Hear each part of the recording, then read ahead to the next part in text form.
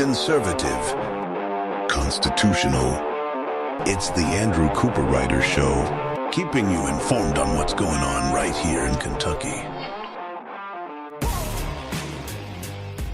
Today on the Andrew Cooperrider Show, Lexington Town Branch Commons 2-mile trail system wins an award. And there's an article wrote about it, and as we look at it, we'll see a detail that the media seems to just kind of gloss over that should be raising every taxpayer's eyebrows very high. Big chunks fall on a car from a bridge in Kentucky, and the Kentucky Transportation Cabinet says, everything's fine, nothing to see here. We'll take a look at that. Also, I go over an op-ed about banning conversion therapy, and then if we'll have time, we'll go over the comment section and see what I've done to upset people in the Twitter and Facebook universe this week. Before, though, I dig down into it, I do ask that you head on over to theandrewshow.com, hit the contact tab, reach out to the show if you'd so like, or you can email us info@theandrewshow.com with your questions, your comments, your concerns, your show ideas, anything you want to send over to us, send it on over. We'll take a look. Maybe we'll respond, maybe we won't, but we'll take a look. I also, as always, ask that you do your part to share the show with others, whether that's turning to the person next to you, even if you're at the gym or something, turn to the person next to you on a treadmill and say, hey, look, you should be listening to the Andrew Cooperrider Show, or telling your friends, your family, sending a text, sharing it on social media, whatever you need to do. I ask that you go ahead and share it. And for all you new listeners, and I see there is a lot of you out there newly tuning in, welcome, welcome.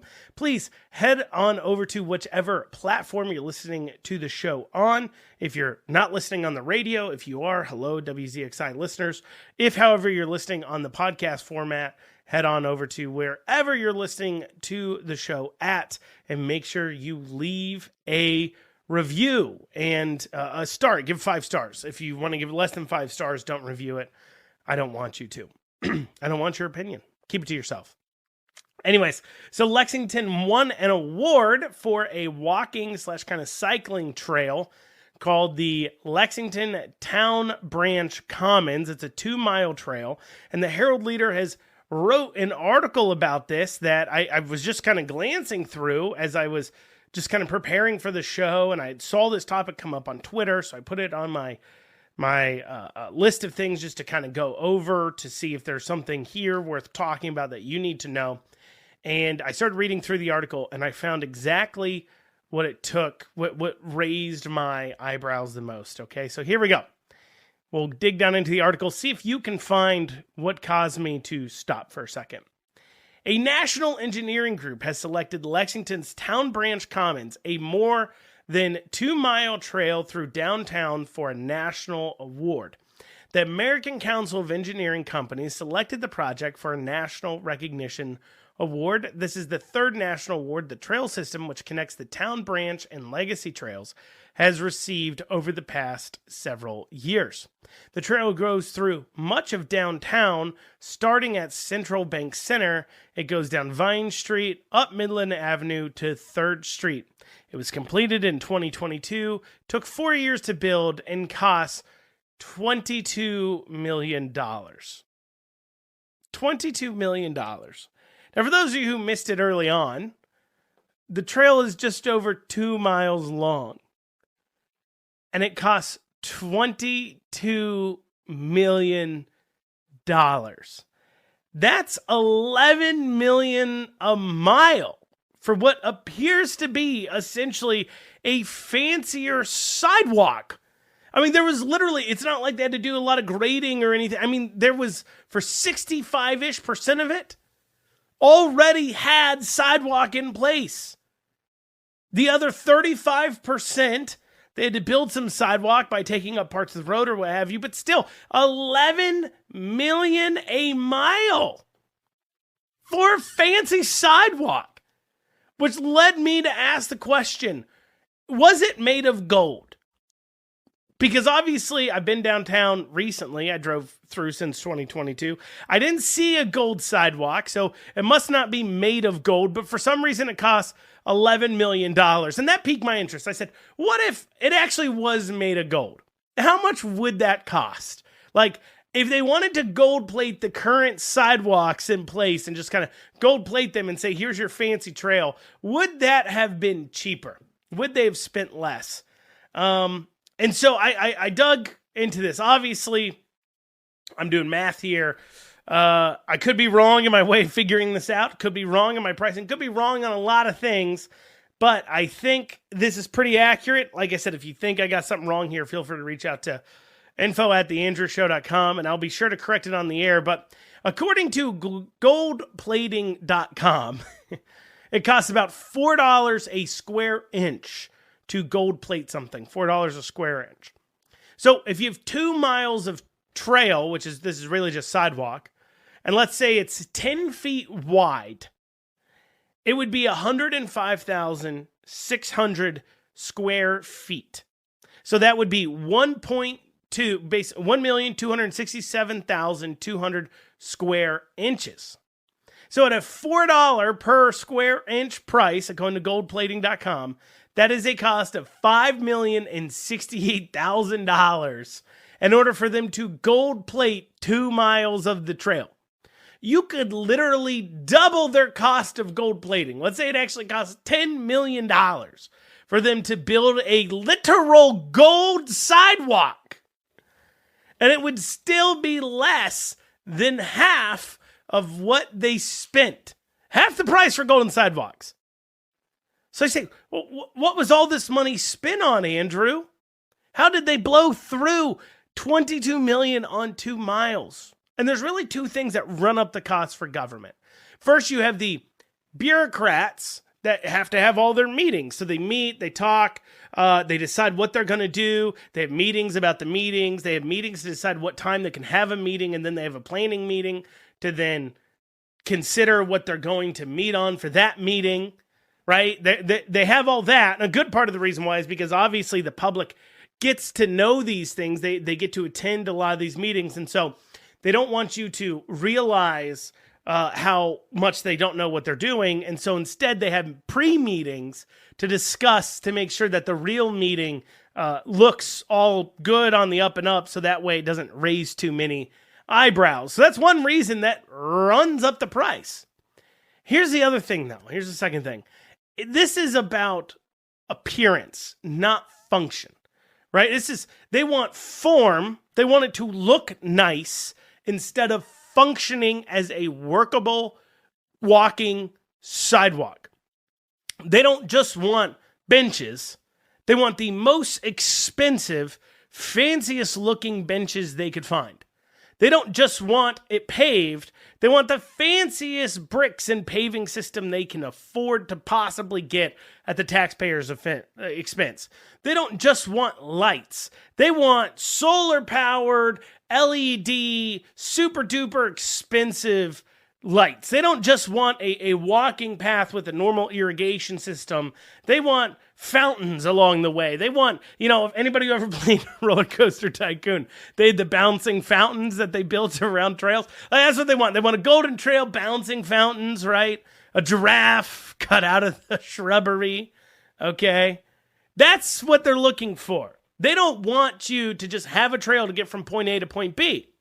Now, of course, while they're spending our money on all this luxurious stuff, all these items focused on how it looks, its appearance, and not its function, the rest of us are just struggling to pay our bills, of course. I mean, the rest of us don't get a choice to buy something that looks nice. It's a big waste. And instead of spending it on the things they need to spend it on in order to make the trails usable in the first place, they spend it on, how fancy of a bench could we get?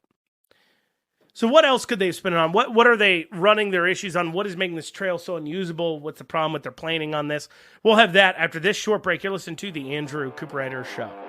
And you're back with the Andrew Cooperrider Show. Before the break, we were talking about how Lexington spent $11 million a mile on their town branch Commons trail system, something that should concern every single Kentuckian because they didn't just spend city money. No. They spent federal, state, and local dollars on this project. So no matter where you live in the state, you just helped Lexington spend $11 million a mile on a walking trail that goes through downtown, which already, like, there wasn't like grading and demolition work and a whole lot of buying of land that needed to go on. They just literally spent $11 million a mile on this.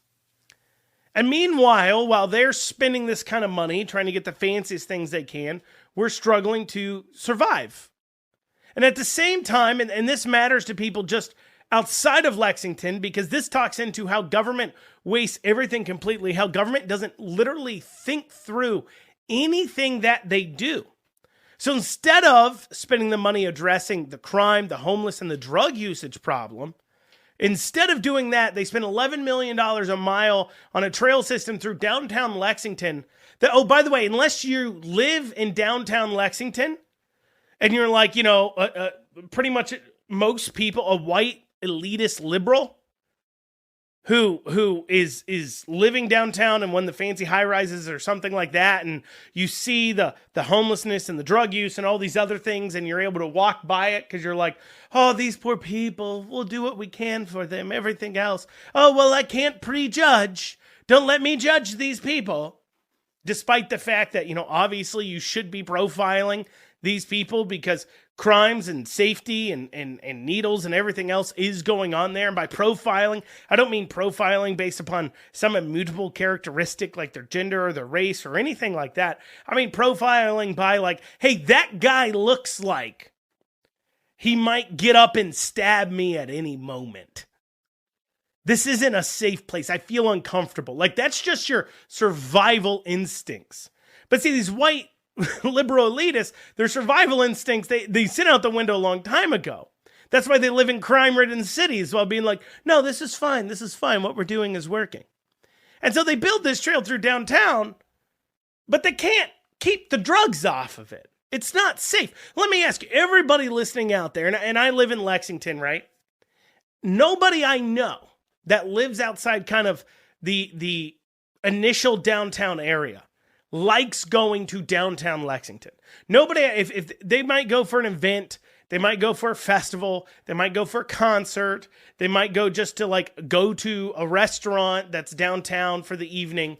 But nobody I know is like willingly wants to travel downtown. And then if you live outside of Lexington, I have a lot of friends that live outside of Lexington, Fayette County, and good luck trying to get them to come to downtown Lexington. They don't want to go. Whether it's the traffic, the crime, the safety concerns, there's a lot of problems, and they don't want to go. They don't want anything to do with it, but instead of addressing that problem, they put a chandelier in a haunted house. That's what I call it.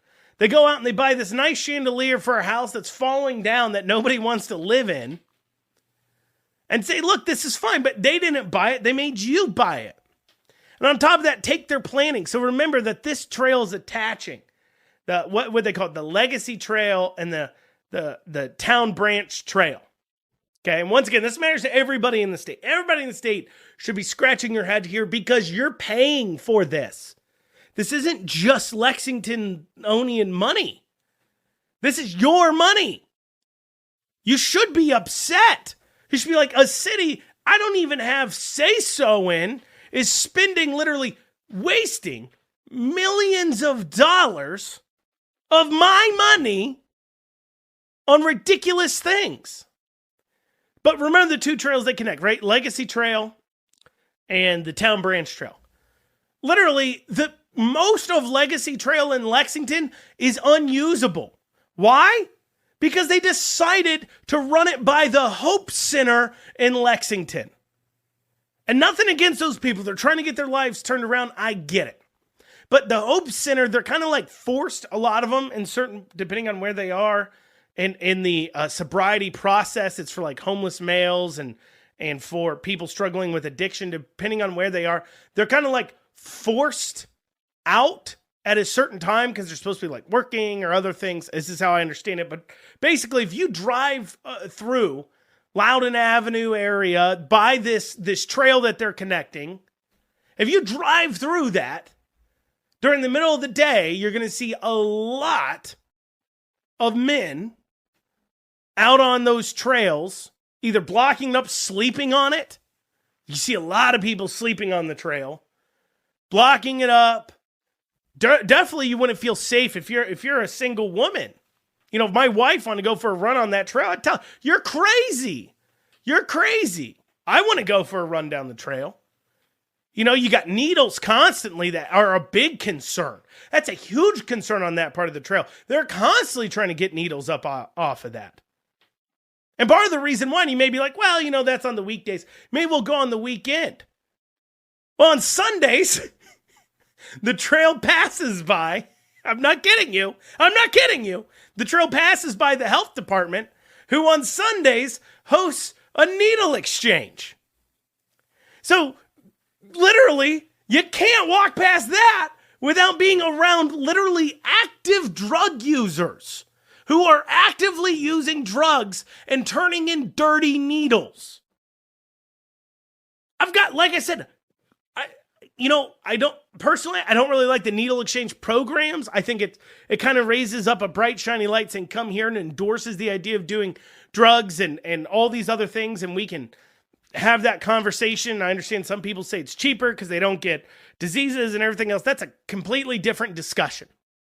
But what we do know is when you put homeless shelters, drug treatment facilities, and needle exchange places all along one walking trail that the people of Kentucky have spent millions of dollars on, it makes it unusable.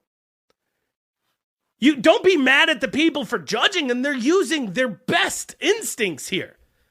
They don't feel comfortable using the trail, so they don't. And you've just completely wasted all that money on something nobody wants to use. Nobody wants to use it. But, you know, hey, it's government. This is what we can expect. And people turn to him to solve our problems. You know, we saw this with the affordable housing from Bashir, spending $234,000 per apartment to build, quote unquote, affordable housing. Affordable to who? Not affordable to the taxpayer. They just don't spend money wisely. And I understand there's going to be people out there who say, I walk around on these trails all the time. What are you talking about, Andrew? I'm sure if I posted about this online, if I said these things that, if we're all honest with ourselves, we know to be factually true.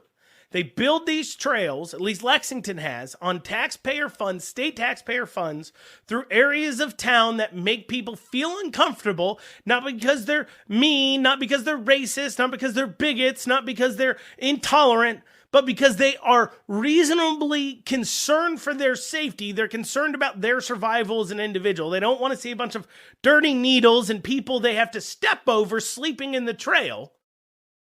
Okay? So I know there's going to be a bunch of people though that's like, I one time walked on that trail. What are you talking about?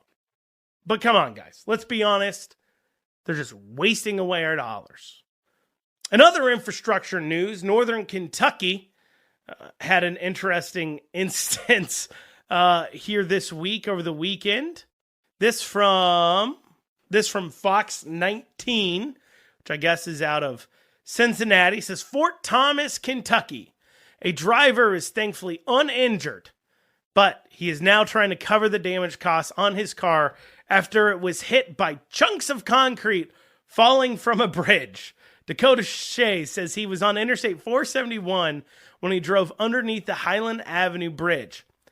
I was just on my way home, like a normal day, coming down I-471 North on June 5th, and a chunk of Highland Avenue Bridge fell down and went through my hood and windshield. And look, they've got pictures of this. This is a dangerous chunk here. I mean, if it had fallen anywhere close to the driver's side, I think it probably would have been a big issue if it fell the right direction, because the chunk of concrete, when I'm looking at the picture here, literally cut through the metal on the hood of his car. So if it had fallen just a few literally probably 1 second later, based upon how this is laid and where it was on his car, it could have easily come right through that top of that hood, the top of the roof, and killed the man. It's awful. He says, glass went all over me. I had a little bit on me. Afterwards, there's glass all over the passenger seat, glass in my son's car seat. Shea said one piece of the concrete that fell was about the size of a basketball. In total, the chunks of concrete caused $6,500 in damage to his car. $6,500 in damage. So you imagine that they came out to inspect this, make sure it was all okay. Because, we're talking about them blowing money here on state money, on trails and infrastructure that is way too fancy, that not nearly the amount of people that should be using it are using, because they're not spending the money on keeping the community safe, one of their basic functions, or what's supposed to be one of their basic functions as government. So you must say, well, they spent a lot of money on fancy infrastructure. So here you have infrastructure that's literally has concrete pieces falling off of it. This must have been taken very serious. This must be something that we're immediately going to expend probably way too much money on, because that's what they do in government. They spend way too much money on certain things. But anyways, we're going to spend way too much money. We're going to make sure this is okay, because we can't have bridges falling on people. That would be the obvious conclusion. That's what you would think. Well, what did the Kentucky Transportation Cabinet say? You'll have to wait on that till after this short break. You're listening to the Andrew Cooperrider Show. And you're back with the Andrew Cooperrider Show. So we spent the first half of the show, first 40% of the show, talking about the city of Lexington wasting state, federal, local taxpayer dollars on just a really, really fancy 2-mile trail for no good reason, instead of focusing on what they need to focus on. Compare that with this issue in northern Kentucky, where you had chunks of concrete falling off a bridge, falling off the Highland Avenue Bridge down on someone's car, causing, $6,500 worth of damage, they say, but the chunks were actually cutting through the metal on the vehicle. So you'd have to think that, well, it must be, if he was just a second or so later, those chunks of concrete would have went possibly through the hood of the vehicle, taking him out. However, the Kentucky Transportation Cabinet came out, so they heard about this, right? Infrastructure is apparently real important. We've spent $11 million a mile on a walking trail. Surely we could spare a few million to stop people from having to worry about chunks of a bridge coming down and crushing them. Well, the Kentucky Transportation Cabinet came out. They shut down the Highland Avenue Bridge, and they shut down several lanes of I-471 to go ahead and conduct an inspection. A Kentucky Transportation Cabinet spokesperson did send a statement saying inspectors found no structural concerns with the bridge. So you, hey guys, don't be concerned. We're not concerned. Yes. Are chunks of the bridge falling down onto vehicles? Sure. Is it cutting through the metal of hoods? Yeah. Could it cause a lot of damage and injury, possibly death? Probably. Yeah. Timing was bad. It could happen. And of course, does it seem like a problem that chunks of concrete were falling off? No, it doesn't seem like a problem. Is it safe now to go over and under it? Oh yeah, it's safe. It's safe. In fact, we found no structural concerns at all. Did you do anything to deal with it? There were no structural concerns. That's what they said. Did you all fix anything with the bridge where people can drive under it and worry about concrete and not have to worry about that? Kentucky Highway Transportation Cabinet over here I don't know why you all worried about that. We said it was structurally sound. We don't need to do anything here. Big concern, and instead of, and that leads to the question, right? So you have infrastructure, $22 million being spent on quote unquote infrastructure in Lexington for a walking trail that, has massive amounts of safety concerns on it. And then you turn around and you see them refusing to even acknowledge that a bridge might have some issues that's dropping concrete on people. And you say, why are they doing this? It's for a very, very simple reason. See, they want to spend money on everything except the very basic things that we kind of, unless you're just a full-on anarchist, you kind of agree government should spend money on. We all kind of agree that government should spend money on police force. We kind of all agree that government should spend money on some possibly emergency services. It gets a little strange because obviously private insurance, it gets a little weird. But you do say they should deal with those kinds of things. We generally speaking as a group agree that government should spend money on infrastructure, roads and bridges, because while there are possible ways that you could see private entities and private people coming together to get those projects done through some type of system, because obviously it's a gas station, a private company that collects up the tax, and then all the state does is collect up that tax from the gas stations and turn around and give it to private road companies, doing paving and highways and everything else to go ahead and fix the road. So literally the government's just is a middleman when it comes to road construction. However, you could come up with some convoluted process for roads and gas stations paying for it, I'm sure, but it'd probably be a little bit clunky, and I'm not too sure it'd be any more efficient than just having the government deal with it. So most of us agree, like, those are things they should deal with, right? Like police, infrastructure, just things that generally, okay, we need government for this bare minimum here, okay? To protect our constitutional rights and to do infrastructure. Like, that's the bare minimum at least. And instead of spending money on that, they're going to spend money on everything else because they know they can always come back to you for the money, right? It's kind of like a kid who knows they have a parent they can always go back to and ask for the rent money. They're going to blow their money on fancy dinners. They're going to blow their money on a new TV. They're going to blow their money, driving all around. They're not going to be eating ramen every night like they should be to save up as much money as they can so they can go ahead and pay their rent when they know they can just go back to mom and dad with their hand out, say, gimme, you don't want me to end up on the street. You don't want me to die of hunger. And so the parents will go ahead, they'll cover the rent, and they'll give them enough for the food. It's the same situation. They know that we believe they should do those things. And so they're going to waste money on everything else. They're going to spend $22 million on a walking trail, right? $75 million on sports fields. That happened in Louisville. $4.5 million to the Louisville Opera. That's not even operating in the red. $410 million to Ford to build a $2 billion federally taxpayer-funded battery plant. I mean, the list goes on and on and on and on of how they've wasted our money. But meanwhile, the actual things like infrastructure goes to the bottom of the list because they know that if they foul up and spend the money we've given them on those first, it's going to be even harder to get us to pony up more to cover the things we do agree with.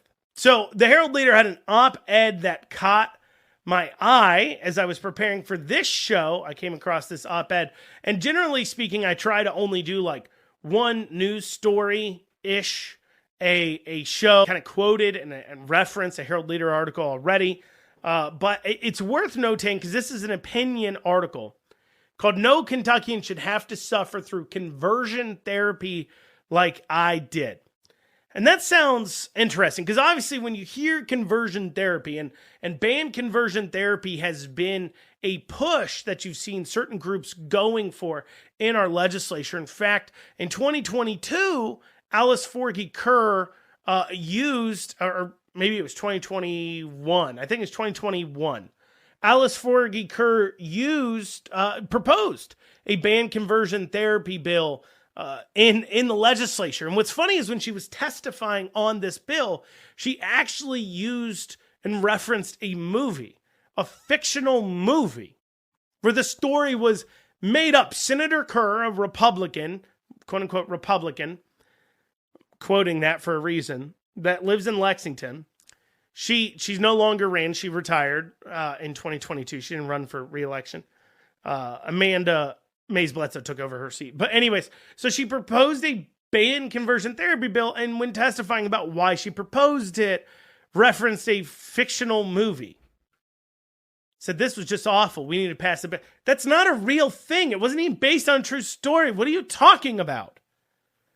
Because obviously when you hear conversion therapy, you're thinking of like people hooking people up to electrodes and electric shocking them and blah, blah, blah. You're thinking of like, here, bite down on this wood, right to the temples. We'll beat the gay out of you. Maybe you think of people beating a person, trying to stop them from being gay. But conversion therapy, what they actually mean by it, and you'll see this in the op-ed that we'll talk about, what they actually mean is a person who's gay, and also, I guess, trans now too, but a person who's gay going in to see a therapist And when they go in to see a therapist, instead of the therapist saying, hey, look, I wonder if you're actually gay, or if this is stemming from the fact like you didn't have a good relationship with your parents, or, here's something interesting. You see a high rate of homosexuality amongst identical twins, where one twin will be homosexual while the other twin won't,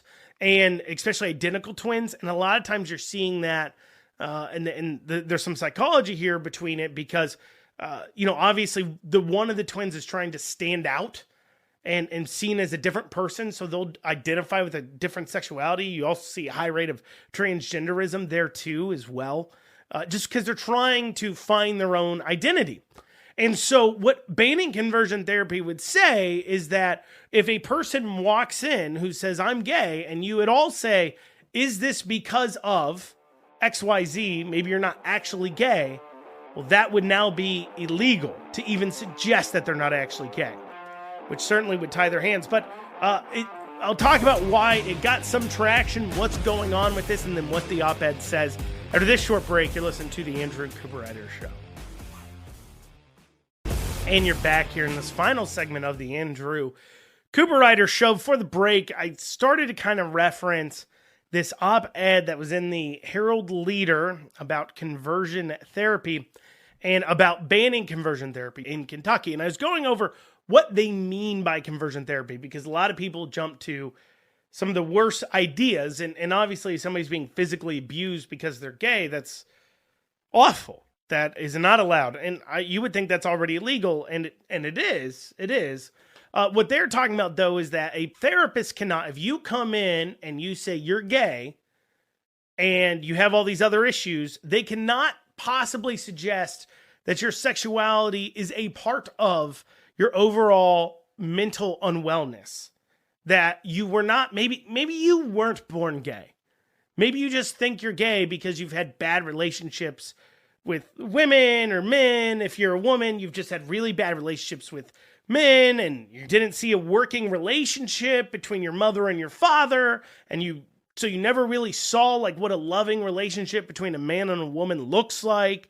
But you did have friends, so and friends liked you, and you got along with them, and you felt like you had good relationships with them. So you're like, maybe I'm gay for that reason. Well, instead of saying, look, let's talk about your family situation, maybe that's why you think you're gay, you just have to accept that they're gay. That's what the bill would say. And I think we want to make sure that's clear, because conversion therapy, banned conversion therapy, used to be getting some legs. It used to get a whole lot more legs because the person who was their lobbyist, a guy by the name of Michael Frazier, he's actually a Republican. He's also gay, though. It's important to this discussion because obviously we're talking about the lobbying efforts here on an LGBTQ issue. But he is a Republican. And he was actually named as one of the most influential in Frankfurt by Kentucky Fried Politics and several other news outlets over the last several years. Now, they've had some problems, banned conversion therapy has, and so they're kind of taking a bit of a step back. Actually, if you go to their website now, they will say, after a long discussion, this is what the homepage says, by the way. After a long discussion, we are announcing our decision to reevaluate and restructure banned conversion therapy.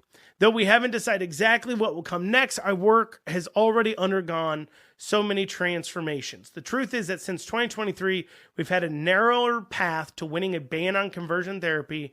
And while we've never stepped away from that fight, the needs of the moment have put other things at the center. So instead, we have to focus on building relationships that will protect the LGBT community for the long haul.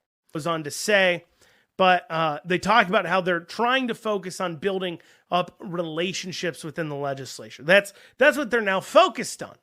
Their one lobbyist, Michael Frazier, he's a Republican. He talks to Republicans.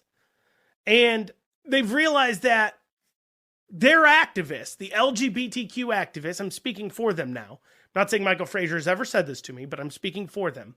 They've realized they're LGBTQ activists in Kentucky. They just kind of yell when a Republican proposes a bill that at all deals with LGBTQ stuff. They just yell about the bills, about how you're a hateful bigot. You just hate the gays. There's, we're not talking to you. You're a fascist. However, When you actually talk to the people sponsoring these bills, the Republicans that want to support the bills, the problem that they're trying to deal with is nuanced. I have never met one Republican who wants anyone thrown in jail for being gay or even, being trans, dressing in drag, those types of things. I haven't met one that isn't even in the thought process of anybody I've ever talked to. But what they are worried about is a few things. First, they're worried about children.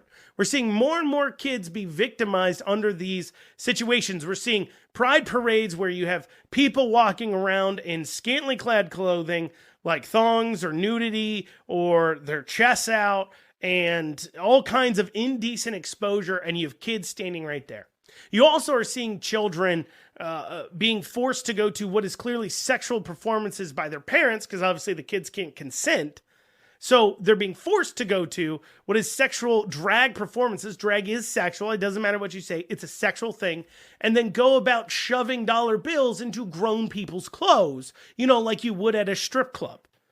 And we've also seen children under the age of 18 getting healthy body parts removed and getting permanently damaging hormone therapies simply because they believe they're another gender. And so rather than treating that disorder, they went ahead and just affirmed it through permanent life-altering care. The second thing they're worried about here is religious freedom. As you've seen things like the fairness ordinances and you've seen national issues like the Bakemaker case and other things, they believe that an individual, see, when you're a Christian, like I am, there's an important part about honoring God in everything we do. And there are individuals who believe that their business, if they don't use their business to honor God and honor God's commandments, then they won't be blessed.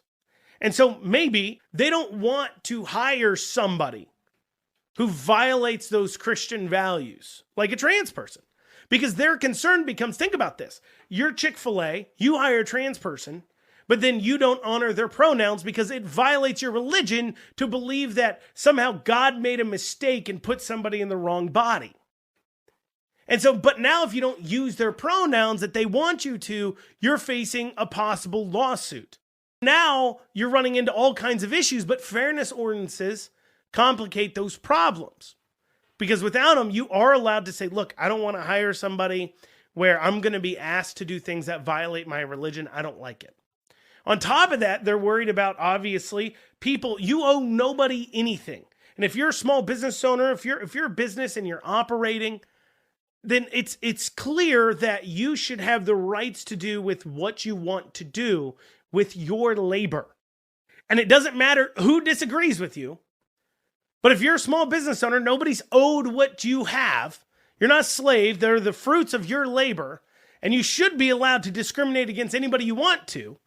In the same way, though, that your customers would be allowed to discriminate against you. So if you decide to become a completely racist business, well, we are now welcome to realize that and never go to your business because we don't want to patronize racist places. That's what constitutional freedoms mean. That's what liberty means. Sometimes it gets ugly. And so they're worried about protecting those overreach. And then third, they're worried about government being weaponized like we see in other states, where government's being weaponized against parents for raising their kids how they want to. For an example, we saw in Anderson County where their daughter decided she was gay. And their daughter was sneaking around behind their back with another woman. And so they punished her in the same way they'd punish her for spending the night and sneaking around and spending time with in a romantic fashion with a man behind their back, because you're not allowed to do that. You can't spend the night with the people you're seeing. And then the guidance counselor at Anderson County Schools proceeded to help facilitate them to continue to meet and continue to carry on their relationship behind the parents' backs. That's what they're worried about. They're worried about children.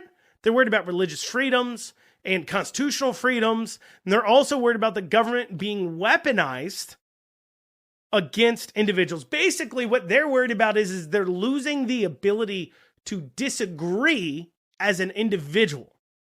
Not to use government to throw anybody in jail, but to disagree, say, hey, I disagree with your lifestyle. I disagree with what you're doing. It's not how I want my kids raised. I don't want my kids around it. I don't want to be around it. That is my right to decide that. Like it or hate it, that is my right. They want to protect that, but they don't want to throw anybody in jail. They don't hate anybody. They're just saying, hey, look, we will tolerate it, but we won't celebrate it. And it's a very nuanced idea because the stance of, I don't agree with it, I think that's a sin, or it's not normal, but I won't celebrate it as well because of that. That doesn't necessarily mean I want a law to do anything about that. That's nuanced and hard to understand. But for the far left activists, they don't want to understand that. They don't want to have a nuanced argument because what they want to argue about, it's actually hard for them to protect their position. It's hard to argue about kids being exposed to this stuff. It's hard to argue about gender changes. It's hard to argue about pronouns. It's hard to actually argue about gay marriage in a way that actually makes sense for where we are now. Like, what interest does the government have in marriage when we allow gay marriage? Either don't allow gay marriage or get rid of government's interest in marriage. It doesn't make sense. Government literally only recognized marriage in the first place in order to provide tax benefits to married couples because they have children. Well, y'all, that's what we got time for. I wanted to really dig into this op-ed, though, but I just don't have time. So you'll have to come back here tomorrow. We'll dig into the op-ed itself and also go over that comment section that I promised to go over today. I just kind of got off on it. Thank you all. We'll see you back here tomorrow.